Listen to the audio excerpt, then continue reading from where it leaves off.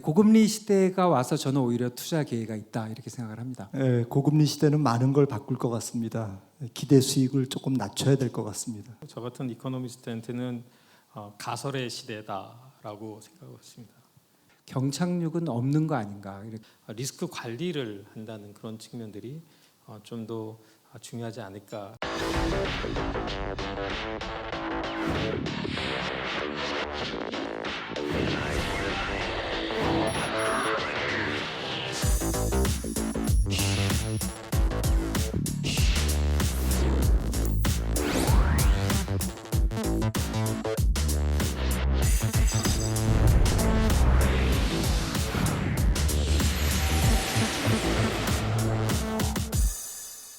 네, 여러분 안녕하십니까? 먼저 인사드리겠습니다. 저는 매일 아침 굿모닝 인포맥스 2부를 통해서 여러분들께 인사드리고 있는 연합뉴스 경제TV 아나운서 성유미입니다. 안녕하세요.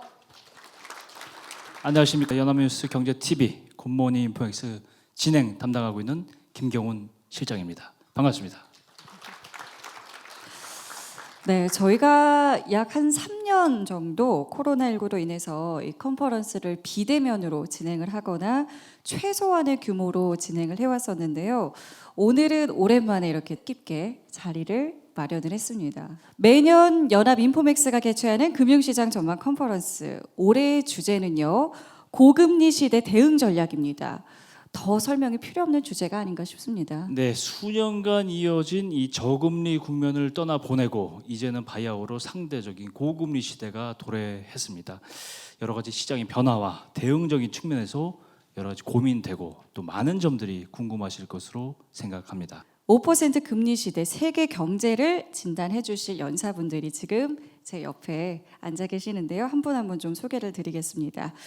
먼저 김준송 전 리먼브라더스 은행 한국 대표, 김한진 이코노미스트, 박종훈 SC제일은행 수석 이코노미스트 나와 계십니다. 모두 안녕하세요. 안녕하십니까.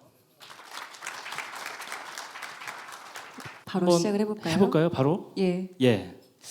이 질문은 사실은 세 분께서 공통적으로 짧게 좀 대답을 하고 선언적으로 일단 시작을 했으면 좋겠다는 생각이 드는데 앉아 계신 순서대로 답변을 한 줄 평 해주시기 바랍니다. 이 고금리 속에 지금 글로벌 경제에 어떤 위기에 어떤 포인트를 봐야 되는지 평가를 어렵지만 부탁을 드리면서 시작해 보겠습니다. 예, 고금리 시대가 와서 저는 오히려 투자 기회가 있다 이렇게 생각을 합니다. 한 줄, 와. 두 줄 해주셔도 됩니다. 예, 투자의 기회가 있다라고 해주셨고요. 좋습니다. 고금리 시대는 많은 걸 바꿀 것 같습니다. 기대 수익을 조금 낮춰야 될 것 같습니다. 기대 수익률을 낮춰서 가게 될 것이다. 예. 네, 저 고금리는 뭐 많은 사람들한테 다른 의미가 있을 것 같은데요. 저 같은 이코노미스트한테는 가설의 시대다라고 생각하고 있습니다. 가설이요. 모든 게 불분명한 상태에서 어떤 가설이 맞을지, 그러니까 우리가 예전부터 알고 있던 고금리 시대의 그런 경제 상황이 펼쳐질지, 아니면 우리가 예상하지 못했던 형태로 발전할지, 뭔가 가설을 세우고 그 가설을 봐야 되는 그런 해가 되지 않을까 이렇게 생각하고 있습니다. 굉장히 와닿는 설명이셨어요. 이따가 좀 자세히 한번 여쭤보겠습니다. 또. 예, 예. 세 분의 한 줄 평만 들었는데도 이제 어떤 이야기들이 나올지 굉장히 좀 궁금해지는데 그러면 구체적으로 좀 질문을 드려보도록 하겠습니다. 먼저 김준송 대표님, 요즘에 이 미국 경기에 대해서 참 다양한 분석들이 좀 있는 것 같아요. 지금의 상황을 바라보는 시선부터 좀 상이한 것들이 많은 것 같은데 대표님께서는 지금 이제 미국 경기에 대해서 좀 어떤 시각으로 바라보고 계시는지요? 예, 뭐 경기에 관련돼서는 우리 두 분 박사님이 훨씬 더 잘 아시겠지만 그냥 시장에서 보는 거는 뭐 특히 최근에 들어와서는 뭐 그렇게 나쁘지 않다. 그러니까 연착륙 할 것 같다 그런 분위기로 많이 바뀐 것 같고요. 경착륙은 없는 거 아닌가 이렇게 분위기가 좀 바뀌고 있다. 그렇게 모든 숫자들이 나오고 있는 것 같고 또 시장은 또 그렇게 믿고 있는 것 같습니다.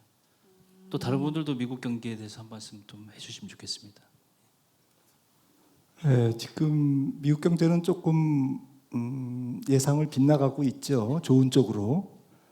지금 부분적으로는 디스인플레이션인 것 같고요. 뭐 요즘 파월 의장이 디스인플레이션 얘기한 다음에 뭐가 디스인플레이션이냐? 디스 이즈 인플레이션이지. 디스 이즈 인플레이션. 뭐 그런 예, 얘기도 하는데 이해했습니다. 네, 아무튼 지금은 부분적인 디스인플레이션 시대 같습니다. 헤드라인 물가는 잡히는데 근원 물가가 안 잡히고 있죠. 그리고 끈적끈적합니다. 전 세계가 동시에 돈을 풀었고 동시에 돈을 걷어들이고 있는데 이 과정에서 굉장히 최근 몇십 년간 보지 못했던, 아니 100년간 보지 못했던 현상들이 나타나고 있습니다. 미국 경제는 특히 지금 고용 시장이 뜨겁습니다. 이거는 한 400만 명 가까이 경제에서 노동 인력이 증발된 그런 영향이고요. 돈이 지금 회수됐다고 하지만 미국의 M2 잔고가 22조 달러에서 고작 1조 달러 준 상태입니다. 여전히 총 수요를 압박하고 있죠. 총 수요를 견인하고 있습니다. 여러 가지 공급 사이드의 이런 요인, 또 수요 사이드의 요인, 이런 것들이 복합적으로 물가 상승을 일으키고 있는데, 제 생각에는 결국 끝에서 미국 경기는 상당히 조금 어려운 경착륙을 보이지 않을까, 그리고 그것은 올해보다는 내년이지 않을까, 이렇게 생각을 하고 있습니다. 시기에 대해서 말씀해 주셨는데 박 전문님 어떻게 생각하세요? 그렇죠. 그러니까 뭐 김 박사님 말씀대로 미국 요즘 경제를 보면 뭐 나만 잘 나가 뭐 그런 느낌, 난달라 뭐 이런 그 미국 익셉셔널리즘, 이게 좀 가장 잘 보여주는 상황이다 이렇게 좀 보이는 것 같고요. 생각해 보면 이제 코로나를 겪으면서 뭔가 이제 기술 발전 아니면 뭐 인구의 변화 뭐 이런 것들이 분명히 있었을 것 같고, 그런 것들의 시장 참여자들로 하여금의 뭔가 그 엘로케이션을 하는 그런 가격들이 많이 바뀌었을 것 같다라고 좀 생각을 해요. 그래서 사람들이 노동시장에 참여에 대한 가치도 좀 많이 바뀐 것 같고, 말씀하셨듯이 뭐 지금 고용이 많이 늘어났지만 전체 고용 인구가 2019년 말 정도로 지금 와 있는 상태거든요. 그러니까 아직까지도 미국 고용 시장에 아직도 슬랙이 있다 이렇게 좀 봐야 될 것 같은 상황인데, 반면에 그래서 앞으로 이제 더 늘어날 수 있는 노동의 그 양은 상당히 많이 있는 것 같은데, 반면에 최근에 이제 임금 상승률 보면 그렇게 또 높지가 않아요. 그러니까 어떻게 보면 미국 데이터도 약간의 좀 믹스드된 데이터를 좀 건네주고 있는 거거든요. 그러니까 어떻게 보느냐에 따라서 좋기도 하고 나쁘기도 하고 양쪽으로 해석이 가능한 모습이다라고 좀 볼 수 있는데요.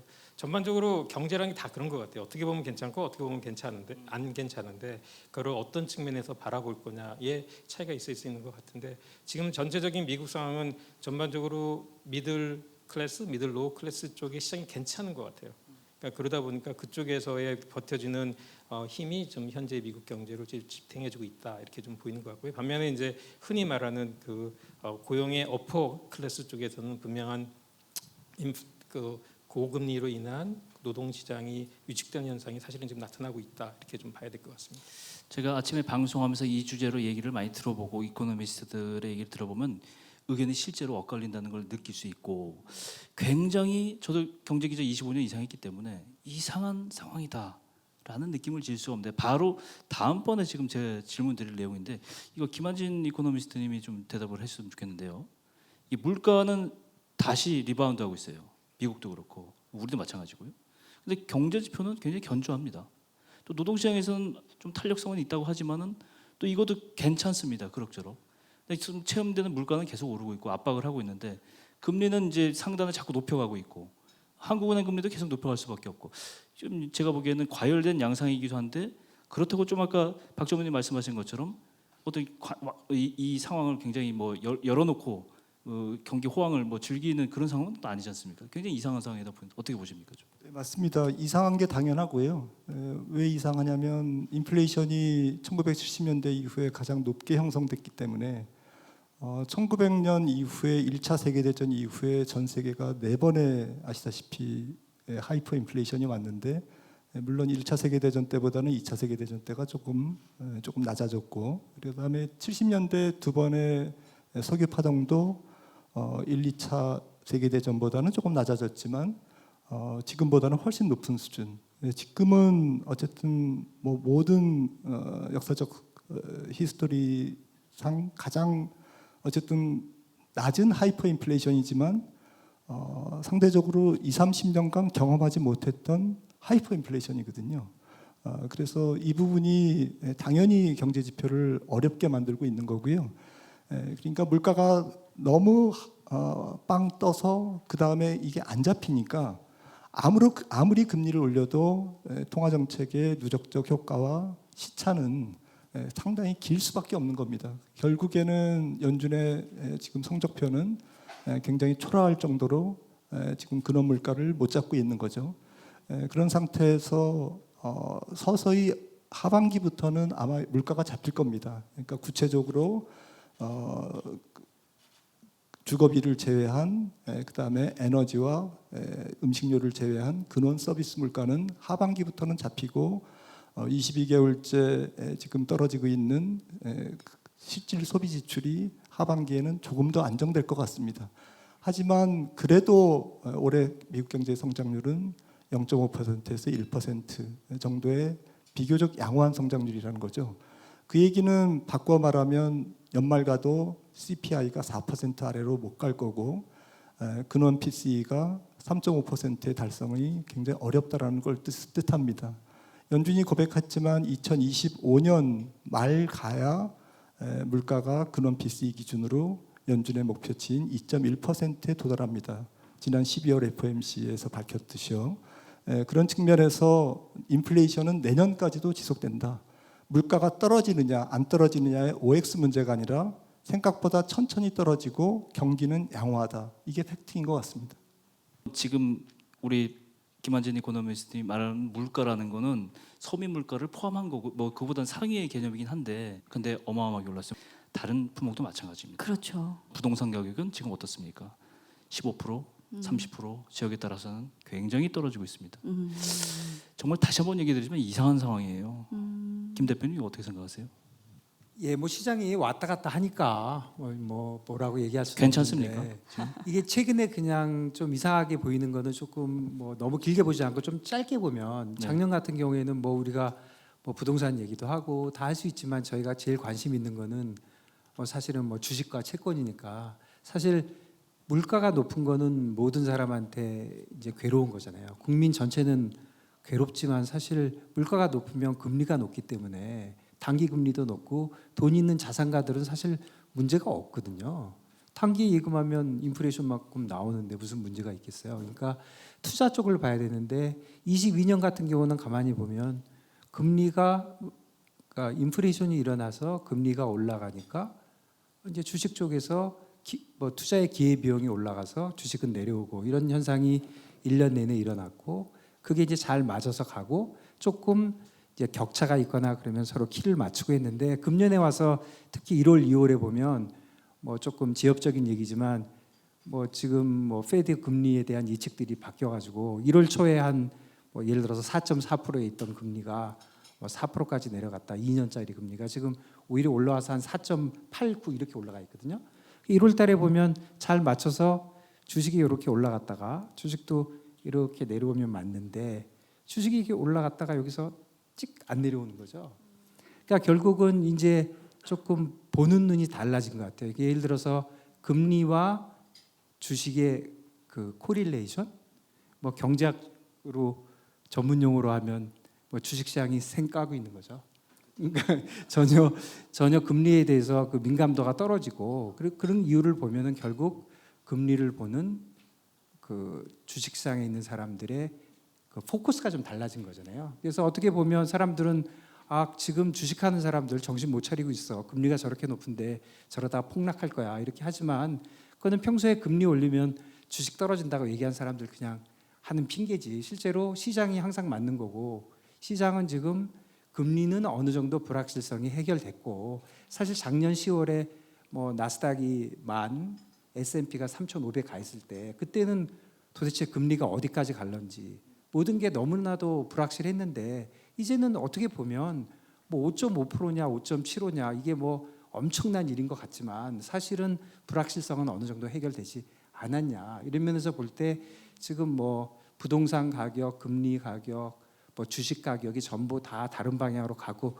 있는 것 같지만 사실은 그 초점을 보면 아직도 인플레이션과 금리가 중요하긴 하지만 일부 자산 시장에서는 그 눈을 경기 쪽으로 돌리고 있다. 경착륙만 된다면 사실 주식의 가격이라는 거는 회사의 가격이고 회사가 돈을 얼마나 버느냐에 딸려 있는 거잖아요. 경기가 떨어지지 않으면 돈 벌지 않겠나 이런 생각을 이제는 좀 하는 것 같아요. 그래서 금리가 중요하긴 하지만 금리가 이렇게 불확실성이란 면에서는 예전에는 5%가 될지 7%가 될지 9%가 될지를 몰랐는데 이제는 5.5인지 5.7인지 뭐 6%만 얘기해도 저건 심한데 이 정도로 안정돼 있다면 경기가 결국은 관건이 되지 않겠나. 그렇다고 보면 그렇게 뭐 중구난방으로 시장이 가고 있다 이렇게 보는 것보다는 나름대로 질서를 찾아가고 있다 저는 그렇게 보입니다. 그러면 연준의 신뢰를 좀 지적하는 목소리에 대해서는 좀 어떤 생각 갖고 계신지 듣고 싶은 게 연준의 진단이 좀 잘못됐다, 뭐 파월 의장이 성급했다 이런 지적들도 좀 나오고 있는데요. 박 전무님께서는 이런 시각에 대해서는 좀 어떻게 보고 계세요? 그러니까 이럴 수 있는 것 같아요. 지금의 이제 인플레이션이 그 우리가 생각할 때는 이제 팬데믹에 있으면서 그 당시에 풀렸던 유동성 때문에 생겼다 이렇게 지금 생각을 하고 있는데 요즘에 생각하는 게 꼭 그것만이었느냐 아니면 이제 이 코로나 이전에도 결국에 각 나라의 보호무역주의들 이런 것들로 인해서 어느 정도 인플레이션 프레셔가 이미 있어 왔다. 그리고 또 데모그래픽 체인지 그러니까 뭐 인구의 대이동 이런 책에서도 나왔지만 전반적으로 세대 자체가 그동안의 저인플레이션에서 고인플레이션으로 가는 그런 변화가 있었다. 근데 그게 코로나가 일어나면서 거기에 이제 너무 집중을 하고 그러다 보니까 전체적인 트렌드 자체를 놓친 거 아닌가라는 그런 생각들도 이제 좀 많이들 하는 것 같아요. 그래서 결국에 우리가 알고 있는 단지 유동성 제공만으로 해서 물가가 올라갔다라고 한다면 이 정도의 브레이크, 그러니까 지난 작년에 그 올린 금리 한뭐 4% 정도 금리 올린 것만으로도 충분히 어느 정도 경기가 나빠지고 이 임금이 빠져야 되는데 그렇게 빠지고 있지 않다는 게 어떻게 보면 시장 참여자들한테는 의외의 상황이 좀 발생을 하고 있는 거죠. 그러니까 연준이 틀렸다라기보다는 전반적인 현재의 매크로 환경이 조금은 우리가 그동안 알았던 어떤 경제 이론만으로는 설명이 좀 불가능한 거 아닌가라는 생각을 할 타임이지 않나 이렇게 좀 생각하고 있습니다. 좀 긍정적으로 보자면 연준이 지금 말하자면 연착륙을 굉장히 유도를 하고 있고 연착륙이 아니더라도 지금 경착륙을 방지하는 쪽으로 가고 있다 이렇게 해석을 할 수도 있잖아요. 김환진 대표 이코노미스트는 어떻게 생각하세요? 지금에 하고 있는 페드의 정책이 굉장히 시장에 굉장히 이해력이 높게 적용이 되고 있는 건지 이게 좀 궁금합니다. 연준은 돌이켜 보시면 다 아시다시피 1년 정도 지각 긴축을 했습니다. 연준뿐만 아니라 모든 중앙은행들이 2022년 3월에 이제 첫 금리 인상을 시작했는데 사실은 1년 시간을 뒤로 돌려서 2021년 3월 미국 물가가 한 3%가 조금 안 됐으니까요. 3% 물가라는 것은 과거에는 연준이 금리를 인상하는 거의 꼭지 부근의 물가였습니다. 그런 물가에서 이번에는 2022년 3월에 3%를 9% 정도의 물가에서 1년 정도 지각 긴축을 하면서 금리를 올리기 시작한 거죠. 지각했기 때문에 과속 긴축을 할 수밖에 없었고 이 과속 긴축은 지금 과잉 긴축으로 갈 가능성이 매우 농후합니다. 그래서 연준은 몇 가지 실수를 했죠. 첫 번째는 평균 물가라든지 또 어쨌든 조금 기술적인 부분에서 인플레이션에 큰 변화를 놓쳤고요. 두 번째는 뭐 전쟁을 핑계 댔지만 그것보다는 인플레이션이 구조적으로 팬데믹 상황이라는 특수한 상황에서 인플레이션이 구조적으로 그 압력이 커지는 현상을 팬데믹에 대한 이해력이 좀 부족했고 모든 이코노미스트도 그렇습니다. 저부터 반성해야 될 부분이고요. 세 번째는 급하게 올리느라고 결국엔 많은 비용을 쓰고 있습니다. 그러니까 결국 과잉 긴축으로 갈 가능성이 높죠. 왜냐하면 현재 성적표는 물가를 잡는데 너무 가성비가 굉장히 낮은 그런 지각 긴축을 했기 때문에 가성비가 당연히 낮고 앞서 말씀드렸듯이 금리 인상의 물가 안정과 관련된 그 시차는 굉장히 길어지는 거죠. 그런 측면에서 하반기에 물가가 잡히더라도 상반기까지 금리를 얼마나 더 올릴 건가 아마 3월 22일 연준 위원들이 상당히 조금 분열될 것 같습니다. 조금 과잉 긴축 쪽에 편을 드는 매파적 위원과 통화정책의 시차에 좀 초점을 두는 비둘기파 의원들의 조금 많은 대립이 있을 것 같은데요. 결론은 점도표가 올라가겠죠. 결국엔 현재 성적표가 너무 낮기 때문에 물가가 안 잡히기 때문에 그래서 5.1%의 기준금리 올해 말에 근원 PCE 물가 점도표 평균이 아마도 5.3%에서 4%까지 올라갈 것 같습니다. 그 얘기는 6월까지 25bp씩 3번 정도 올린다는 얘기고 그러면 5.5%의 최종금리를 베이스 시나리오로 볼 수가 있고 그런 상태에서 미국 국채 10년물은 상당히 오랜 기간 동안 잘 안 내려오겠죠. 물론 내려오겠지만 4%에서 과거 원래 예상대로 3% 부근으로 급하게 내려오기보다는 상당히 지그재그 형태로 내려올 가능성이 있고 이러한 지그재그 형태의 시장 금리 하락은 주식시장의 어쨌든 상방을 제한하는 그러한 부정적인 요인으로 작용할 가능성이 높다고 생각을 합니다. 지금 우리가 시장 참가자들도 그렇고 정책 당국자들도 그렇고 제일 걱정하는 거는 파국이라고 생각합니다. 이게 예상치 못한 각종 변수들로 인해서 충돌하고 크래시를 일으키고 디폴트가 나오는 상황이 과연 가능성은 얼마나 되는지에 대해서 포커싱 안 할 수가 없어요. 저는 그렇게 생각하는데 2011년 오바마 행정부 때 신용등급이 미국에 강등됐었어요. 그때 굉장히 난리 한번 났었잖아요. 그렇죠? 금융위기 직후이긴 하지만 이번에는 디폴트 가능성은 배제할 수 없는 건지 이번에 책도 쓰신 김 대표님 그 나와 있는 것 같은데요. 그 얘기? 뭐 그 얘기는 없고요. 뭐 짜고 하는 건 아닙니다. 제가 살짝 보고 왔어요. 예. 그 얘기는 없고 지금 그 미국 그 부채 한도 얘기하시는 그렇죠. 건가요? 부채 한도는 저는 정치인들은 뭐 항상 그런 거 아닙니까? 저러다가 결국은 하는 것이고 결국 합의될 것이고 만일에 진짜 그것 때문에 시장이 움직여서 많이 내려온다면 그때가 뭐 살 수 있는 좋은 기회라고 생각합니다. 정치인들이 뭐 국민들 괴롭히는 게 자기 일이 아닐 텐데 이거 뭐 너무나도 당연히 해줘야 될 걸 해야 된다고 생각하고요.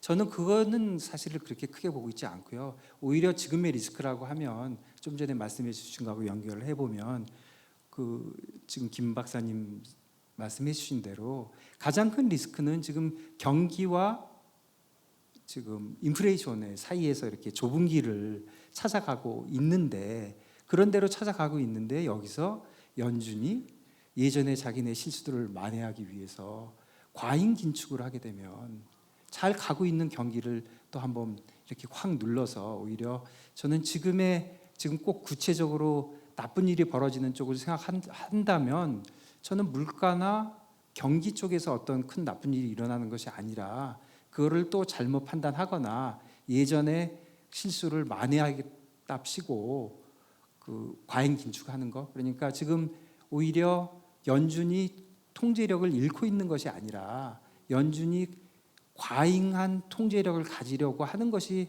큰 문제다. 저는 그렇게 생각합니다. 그거 외에는 특별하게 지금 현재 상황에서 어떤 뭐 시장 전체가 무너지는 그런 요인이 있는 그런 시기는 아니다. 그렇게 생각이 됩니다. 다른 분들은 또 다른 의견 없으실까요? 우리 박정문 어떻게 보세요? 1월에 이제 그 미국의 그 부채 문제가 일단 그 이슈가 되긴 했는데 전반적으로 아마 이게 현실화되려면 뭐 7월, 8월 정도 돼야 된다고 얘기하니까 아직까지는 좀 시간이 좀 많이 남아 있는 것 같고 대체적으로 데드라인부터 뭐 한 달 정도 돼야 시장이 그 건을 좀 받아들이고 시장이 좀 흔들리는 경향이 있는 것 같고 아까 말씀하신 대로 2011년도에도 한 달 전쯤부터 시장이 좀 빠지기 시작해서 한 15%, 16% 정도 빠졌던 걸 생각해 보면 사람이 이제 학습을 하니까 지난번에 한 달 전쯤에 빠졌으니까 지금 한 2달 전쯤부터 들썩거릴 수도 있겠죠. 한 달 전쯤 가면 빠진다라고 좀 생각을 하니까 그리고 뭐 저도 김 대표님 말씀대로 정치적으로 이게 뭐 문제가 되지 않게끔 해결할 거다라고 좀 생각을 하고 있는데 시장 참여자 입장에서는 울고 싶은데 뺨 때려주는 격으로 이런 이슈가 있다는 것 자체가 뭔가 좀 변동성을 좀 만들고 싶은데 이걸 가지고 변동성을 만들어서 시장이 흔들릴 수 있는 가능성 그거는 좀 배제하기 어렵다라고 보고요. 그 시기가 예전처럼 한 달 전보다는 조금 더 빠른 시기에 흔들릴 수 있는 가능성은 봐야 되지 않을까 이렇게 싶습니다. 그렇다면은 박 전무님께서는 지금 뭐 여러 가지 뭐 이제 세계 경제 흐름을 좀 보실 때 뭐 중국도 있을 수 있고요, 유럽도 있을 수 있고 뭐 시등국까지 좀 어느 움직임과 어떤 변화를 좀 주목하시는지도 궁금합니다. 사실 지금 뭐 제일 중요한 건 중국이죠. 중국이 리오프닝을 하고 올해 얼마나 경제 성장을 하느냐가 전반적으로 뭐 세계 경제, 특히 뭐 우리나라 같은 경우에는 굉장히 큰 영향이 있을 거다라고 좀 볼 수 있는데요. 어제 중국이 올해 성장률로 한 5% 정도를 타겟을 내놨어요. 그래서 시장이 생각했던 것보다 좀 많이 낮았던 것 같아요. 시장에서는 한 6% 정도까지도 중국이 작년에 이제 저성장이었으니까 올해 성장률을 상당히 좀 높게 책정하고 드라이브 할 거다. 뭐 통화 정책을 뭐 완화적인 통화 정책을 쓰든지 해서 아니면 재정을 늘리든지 해서. 근데 5% 정도 숫자를 내놔서 조금 시장이 좀 실망한 것 같다라는 면이 보여요. 어떻게 보면은 새로운 그 시기에 예전처럼 높은 경제 성장률을 제시하지 않고 5%를 미니멈으로 하고 그래도 한 6%대까지는 경제 성장률을 드라이브 할 거다라고 시장은 다시 또 좀 긍정적으로 좀 기대를 좀 하고 있는 것 같고요. 우리나라 같은 경우에는 사실 중국 그 리오프닝이 상당히 좀 큰 기회일 거다라고 좀 생각을 하고, 제가 뭐 한 2주 전 정도에 그 뭐 싱가포르 출장을 가서 리얼마니들을 좀 많이 좀 만나고 왔는데, 전반적으로 중국 시장을 떠나야 되는 그런 리얼마니들이 좀 상당히 많이 있는 것 같아요. 그러니까 그런 사람들 입장에서는 뭔가 프락시 쪽의 시장이 필요한데, 한국이 이제 그 아주 전형적인 이제 중국의 프락시 시장으로 여겨지고 있으니까, 중국이 이제 리오프닝을 하고 중국 시장이 좋아진다는 것 자체가 한국에 어떻게 보면 투자의 요인이 될 수 있는 상황이 발전할 수 있다. 어떻게 보면 최근에 한 1, 2년 동안 중국 시장이 안 좋으면서 우리나라에서 외국인들의 주식이 상당히 많이 팔고 나가는 현상을 좀 보였는데, 그런 측면에서는 거꾸로의 현상이 좀 발생할 수 있는 가능성도 있을 수 있어서 중국 경제 리오프닝 그리고 중국 경제 성장률 자체를 좀 상당히 좀 관심 있게 좀 봐야 되지 않나 이렇게 생각하고 있습니다.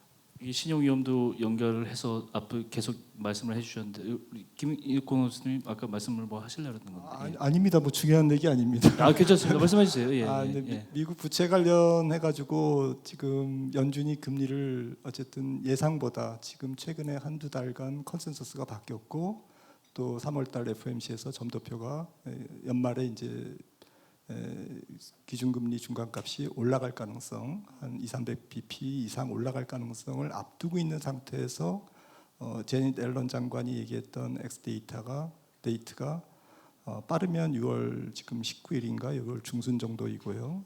그 다음에 정치적 협상이 조금 지연되면 이제 9월까지 끌고 갈 수 있는, 회계년도 말까지 끌고 갈 수 있는 상황에서 결국에는 통화 정책에서 불안정성이 높아지는 상태에서 플러스 이런 부채 문제가 정치적으로 조금 교착 상태에 빠지거나 조금 더 그 타결이 지연된다면 결국 시장 금리가 튀는 거죠.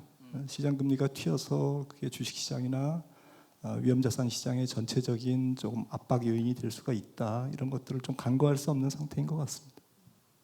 김준성 대표님, 제가 개인적인 이력을 좀 말씀드려도 신뢰가 안 되겠죠.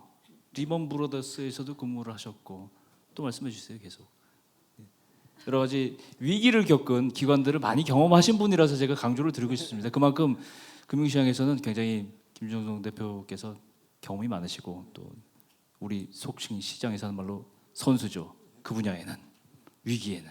그래서 여쭤보는데, 지금 신흥국들 리스크에 대한, 최근에 이제 현업을 좀 떠나셨지만 그래도 연구를 많이 하시고 책도 쓰셨으니까 한번 의견 있으면 말씀해 주시죠. 예, 지금 뭐 두 분 말씀해 주신 대로 미국 경기나 뭐 유럽 경기, 중국 경기인데, 뭐 미국 경기 뭐 그렇게 나빠 보이진 않고, 중국은 진짜 중국에 어떻게 리오프닝 되고 어떻게 돌아가는지가 우리한테는 진짜 큰 관건인데, 일단 코로나가 뭐 어영부영 넘어갔잖아요. 사실은 코로나가 큰 걱정이었는데, 뭐 원한 건지 원하지 않은 건지 어찌 하다 보던 건지 어쨌든 중국에서 코로나가 더 이상 문제되지 않고 그러고는 있는데, 신흥국 쪽 얘기를 하면은 결국 신흥국은 사실은 올 초에 이런 얘기 많이 했어요.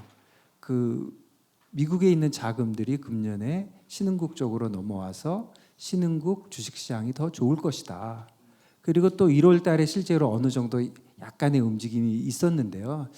조금 하나마나한 얘기인 게, 미국 주식시장이 올라서 결국 경기에 달려 있는데, 글로벌 경기가 좋아져서 미국 시장이 오르면 당연히 그 돈들이 신흥국 시장으로 옮겨올 것이고, 그렇다면은 미국 주식시장보다 신흥국 주식시장이 아웃퍼폼 하겠죠. 특히 한국 같은 데는 더 하겠죠. 그런데 진짜 하나마나한 소린 게, 반대로 경기가 좋아지지 않고 모든 것이 딜레이 된다면, 그런 일은 발생하지 않으면 결국은 미국이 오르고 전 세계가 오르면 더 많이 오른다고 얘기를 하지만, 그대로 미국이 나쁘면 신흥국은 더 나쁜 거잖아요. 그런데 항상 신흥국은 뭐 선진국보다 위아래로 더 많이 움직여요. 그러니까 결국은 지금 신흥국에 어떤 특별한 이슈가 있는 것이 아니라, 결국은 미국, 결국은 중국의 리오프닝, 그리고 그동안 우리가 조금 과소평가했던 그 유럽의 진짜 견뎌내는 힘, 이런 거를 계속 보여줄런지가 관건이다. 그래서 신흥시장에서 어떤 특별한 일을 벌어지는 것을 쳐다보는 것보다는 결국은 미국과 중국을 봐야 된다. 저는 이렇게 생각합니다. 그렇군요. 전체적으로는 지금 투자자들이 사실은 거기에 몰려 있고, 중국 말씀하셨지만은 과거에 한 수년 전에 중국에 대한 관심은 지금 굉장히 없다시피 해도 지금 그때에 비하면, 근데 이거 대비를 좀 해야 되겠다는 생각이 들긴 하는데, 다시 첫 번째 질문으로 돌아가서 저희가 이제 지금 이제 고금리 상황으로 가는 환경에서 주식 시장의 영향들을 차별화적으로 각 시장별로 어떻게 볼 수 있는지, 일단 김준성 대표님, 제가 선전하는 건 아니지만 책에도 그 내용 쓰셨으니까 먼저 좀 대답을 해주세요. 어떻게 봐야 됩니까? 예, 지금 이제 이 상황에서 과연 이제 투자를 어떻게 할 건가, 그게 지금 사실 궁금한 거잖아요. 그렇죠. 그런데 사실은 이제 투자를 할 때, 지금 주식 투자하시는 분들은 뭐 작년에 자기가 손해 본 거 이런 거 자꾸 생각하면 옛날 일 생각해봐야 소용 없는 거고요. 항상 지금 두 가지 가정을 하면 좋을 것 같아요. 하나는 내가 지금 아무것도 안 가지고 있다. 그냥 투자할 돈만 있다. 그리고 나는 오늘 무조건 뭔가 하나 해야 된다. 그러니까 주식은 내가 빠지면 살게. 뭐 이런 거 말고, 나는 무조건 오늘 투자를 하든지 말든지 둘 중에 하나를 판단을 한다고 치면, 저는 아까 말씀드린 대로 사실은 투자가분들은 고금리가 됐다고 나쁠 게 별로 없어요. 왜 그러냐면 물가가 높은데 금리가 낮으면 문제지만, 물가가 높은데 금리도 높잖아요. 단기 금리도 높은데 단기에다가 예금하면 물가를 다 상쇄되는데, 뭐 다는 안 되는지 모르겠지만 상당히 되지 않습니까? 그리고 구체적으로 좀 하면은 채권은 진짜 조금 어떻게 보면 좀 싸 보입니다. 왜 그러냐면 단기 금리가 올라가고, 단기 금리가 연준에 의해서 인위적으로 올라가니까, 그러니까 할 수 없이 2년짜리 금리는 그냥 연준 금리를 합산해 놓은 거니까 당연히 올라가고, 10년짜리 금리가 미국의 실질 금리인데 그게 안 쫓아가니까 뭐 80bp, 90bp 되니까 뭐 역사적으로 이렇게 벌어진 적이 없다. 그 쌩 난리를 치는 거를 보면 안 쫓아갈 수가 없는 거예요. 그런데 생각을 해보면 지금 엊그저께 4.4% 넘었다가 살짝 내려왔거든요. 10년 동안 미국 금리가 4%, 네, 잘 모르겠습니다. 내년이나 내후년에 다시 기준금리가 2% 밑으로 내려간다면, 그러니까 미국의 금리가 4% 정도면은 괜찮은 것 같고, 국내 금리를 보면 국내 금리는 더한 것 같아요. 국내 금리는 3년짜리 금리는 그냥 저희도 똑같이 그냥 한국은행 금리 때문에 올라가 있는 것이고, 저희는 또 10년짜리 금리가 별로 실질 금리도 아니어가지고 그냥 3년짜리 금리하고 그냥 똑같이 있어요. 보면은 한 10bp, 20bp도 안 벌어지는데, 그러면 우리나라 금리가 10년짜리 금리가 국채가 3.6%, 그 다음에 미국이 설사 금리를 올렸을 때 우리 같이 경제가 약한 데가 금리를 따라서 올릴 수 있나? 이것까지 감안을 해보면 결국 확률적으로 둘 중에 하나잖아요. 미국 금리가 오르거나 내리거나. 근데 미국 금리가 내리면 우리 금리는 내릴 것이고, 미국 금리가 오르면 우리 금리가 내릴 가능성이 반반이고, 이렇게 되면 단순 계산해 보면 한 75% 정도는 한국 금리는 별로 안 오른다. 그러면 장기 채권은 좀 사도 좋은 것 같고, 그다음에 더 관심이 많으신 주식을 보면, 그러니까 채권을 산다면 미국, 한국 다 좋아 보이지만 한국이 더 좋아 보이고요. 주식을 산다고 하면 뭐 주식에 대해서 오를 것 같다 내릴 것 같다 얘기하는 거는 그야말로 하나마나한 소리지만, 지금 보면 지금 느낌상 빠져도 전에 10월에 빠진 그 레벨까지는 안 빠질 것 같잖아요. 이렇게 쭉 이렇게 빠지고 내려오다가 이렇게 올라가다가 빠져도 예전처럼 안 빠질 것 같으면, 폭락의 가능성만 없다면 다 주식 사고 싶은 거 아닙니까? 주식을 못 사는 가장 큰 이유는 뭡니까? 반토막 나는 거잖아요. 30% 빠지고 70% 빠지고. 그런데 그런 상황이 별로 없다면 저 같으면 살 것 같아요. 그래서 미국 주식, 한국 그러면 그럼 미국 주식, 중국 주식, 유럽 주식 중에 뭐 이렇게 고르라 그러면 한국이 아무래도 경기도 좀 약하고 중국도 불안하고 하니까 주식을 꼭 산다면 주식은 좀 미국 게 나아 보이고 채권을 산다면 한국 채권이 낫고 가만히 있는 것보다는 채권이나 주식을 사는 게 더 나은 그런 시점이 아닌가 저는 그렇게 생각하고 있습니다. 오늘 참석하신 분들이 필기하신 분들이 유난히 많습니다. 감사합니다. 정말 시원하게 말씀해 주셔서 예. 예, 다른 두 분의 또 의견을 더 듣고 싶은데 요즘 같은 이제 이 고금리 시대에 투자를 생각하시는 분들은 어떤 것들을 좀 많이 고려해야 되는지 먼저 전문님께 좀 여쭤보겠습니다. 사실 뭐 이코노미스트는 잘 모르면 얘기를 안 하는 게 답인 것 같아서 뭐 투자에 대해서는 제 전문 분야가 아니니까. 근데 이제 다시 좀 말씀을 드리면 전반적으로 고금리 상황이 된다는 거는 상당히 리스크가 높은 상황일 것 같다라고 좀 보이는 것 같고요. 그래서 그런 리스크 상황에서 리스크 관리를 한다는 그런 측면들이 좀 더 중요하지 않을까라는 생각을 좀 해볼 수 있는 것 같고요. 아까 뭐 김 대표님도 말씀하셨지만 고금리 시대일 때는 가급적이면은 뭐 부채나 이런 것들은 좀 털어내는 게 좀 답일 수 있다라고 좀 보이는 것 같고 뭐 말씀하신 대로 뭐 채권 좀 싸 보이는 것 같은 느낌이 있으니까 그런 쪽에는 조금 더 관심을 가지고 좀 보시는 것도 좀 좋을 것 같다 이렇게 좀 보이는 것 같고요. 주식에 대해서는 제가 잘 몰라서 말씀을 못 드릴 것 같습니다. 어쨌건 채권의 표가 좀 몰리는 것 같은 두 표 느낌이 나왔습니다. 들죠. 예. 김한진 이코노미스트 어떻게 생각하세요? 예, 지금 경기 불확실성이 좀 큰데요. 제 생각에는 여러 가지 앞서 말씀 나눈 요인 때문에 경기가 올해까지는 조금 버티는 연착륙의 모습을 보일 것 같은데 조금 고금리가 조금 지속될 것 같습니다. 그러니까 고금리라기보다는 물가도 내려오고 금리도 내려오지만 그래서 금리가 내려가기 때문에 저는 김준성 대표님 말씀대로 지금 장기채를 사는 좀 적기라고 생각을 하고요.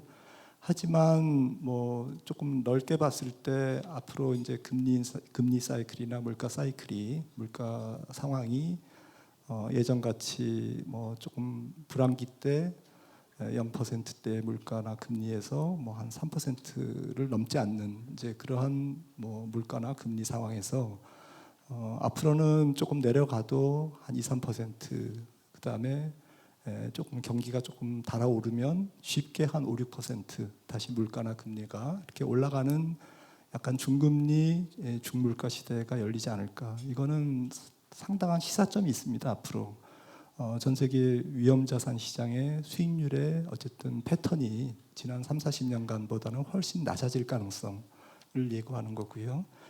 조금 짧게 말씀을 드리면 짧은 구간으로 말씀을 드리면 올해에서 내년까지 금리가 잘 안 내려간다. 물가가 내려가도 소비자 물가 기준으로 미국이 3%대 도달하기가 굉장히 시간이 많이 걸리는 게임이다라는 것은 금리가 잘 안 내려가는 게임이다라는 얘기인데 그렇다면 금리가 내려가는 물가가 내려가는 초기에는 한계 기업들이 버팁니다. 근데 마지막에 못 버티거든요. 그래서 이 못 버티는 시기가 언제냐?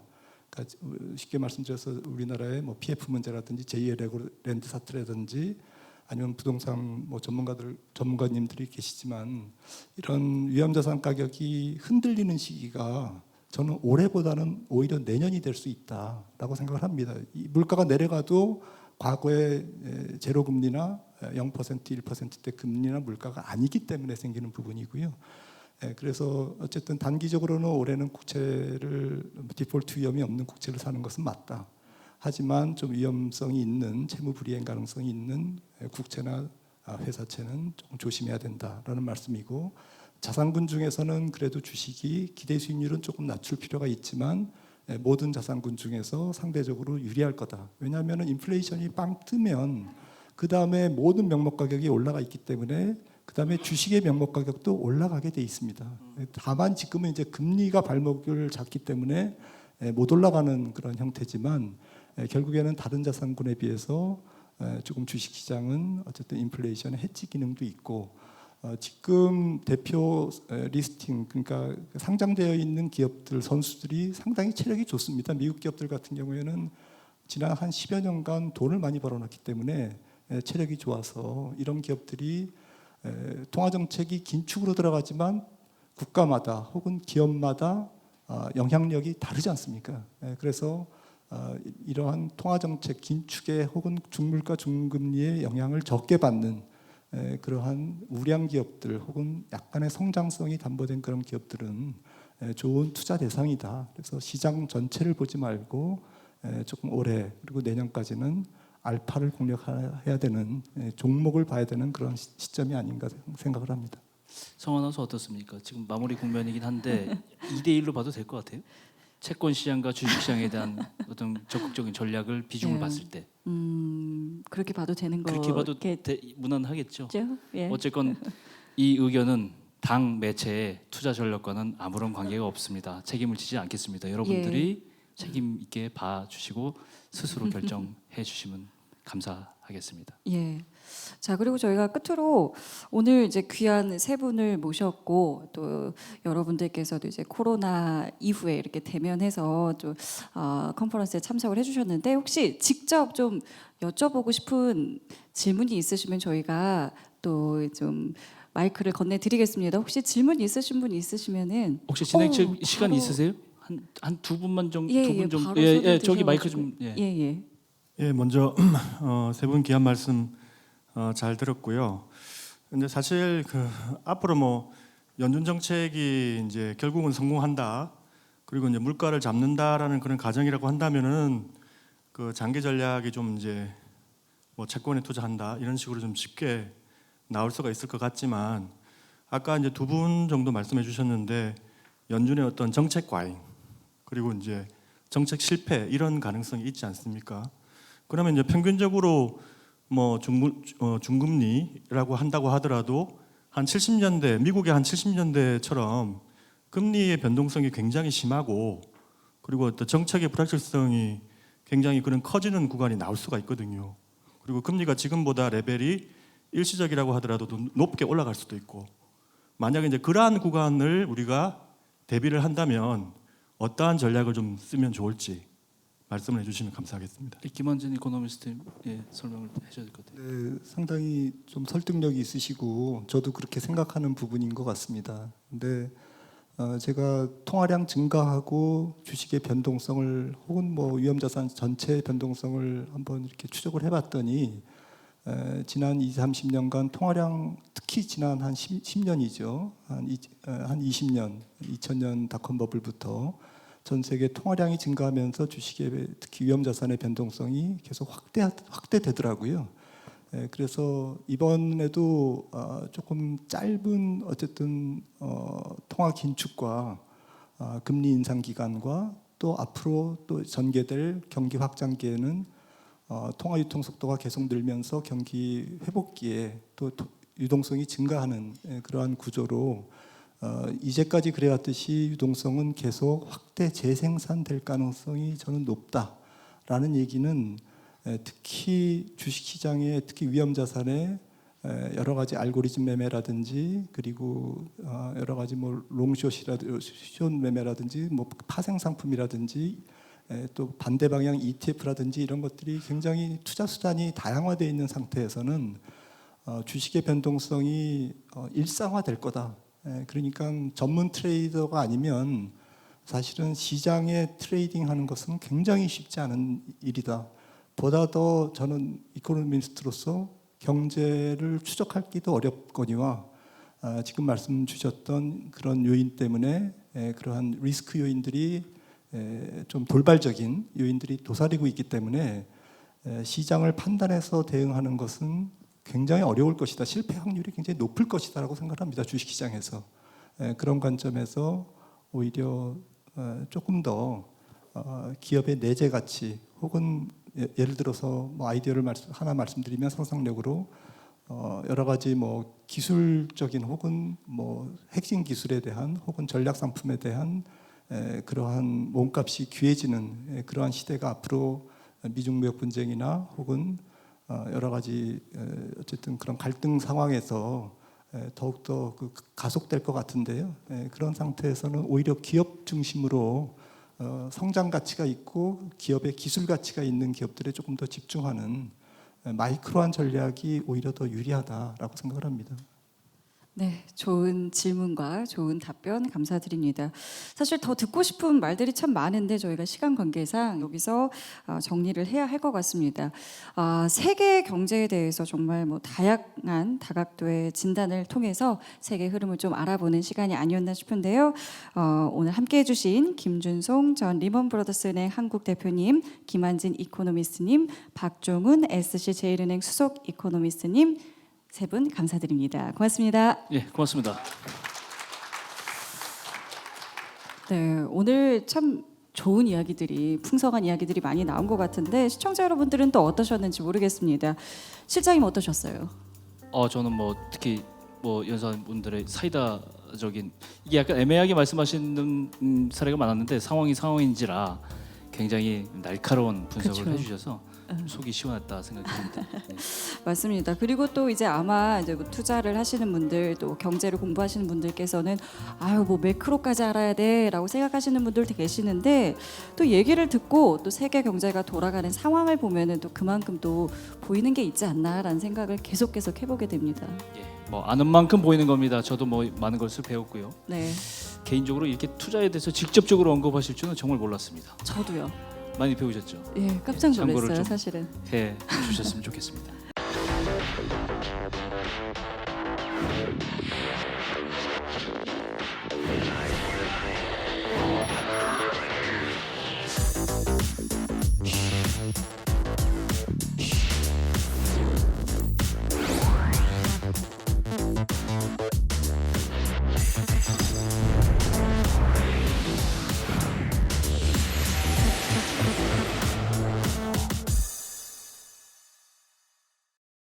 금융투자로 돈 벌기 쉽지 않으시죠?